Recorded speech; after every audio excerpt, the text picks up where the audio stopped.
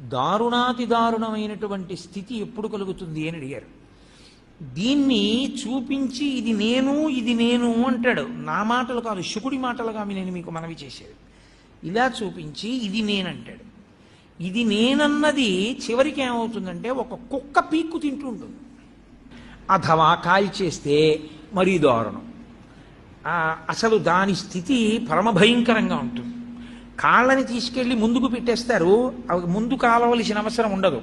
మిగిలిన శరీరాన్ని ఇక్కడి నుంచి కట్టెల మీద పడుకోబెట్టి ధైర్యశాలి అయి ఉంటాడు ఆయన అలా పోస్తూనే ఉంటాడు ఇంధనాన్ని. బాగా పోసేసి కాలిపోయిన తర్వాత తల కాలిపోయేటట్టుగా చూస్తాడు. ముందు పట్టన్న ధ్వనితో కపాలం పేలిపోగానే సంజ్ఞ చేస్తాడు, స్నానం చేసి మీరు వెళ్ళిపోండి అంటాడు. పాదాలలోకి ఈ వేడికి ఉడికిపోయి నెత్తురు పైకొచ్చి ముద్దలు కట్టి కనపడతాయి. ఆఖరణ ఇంకా ఈ కాళ్ళని పెద్ద ఇనప తెడ్డు లాంటిది తెచ్చి ఎత్తి వెనక్కి పడేస్తాడు. అది ఇలా పడేస్తే వెనక్కి పడిపోయి కాలిపోతాడు. అప్పుడు చూసుకుంటూ ఉంటాడు జీవుడు పైన నిలబడి. దీని కొరకు ఇన్ని మాటలు ఇలా అన్నాను. నేనని ఎంతమందితోటో అహంకారానికి పోయాను. అదిగో అలా ఉడికిపోతోంది. అరే రే రే రే రే అదిగో అక్కడి నించున్నారు వీళ్ళందరూ. వీళ్ళ కోసం పడ్డాను ఈ పాటలన్నీ.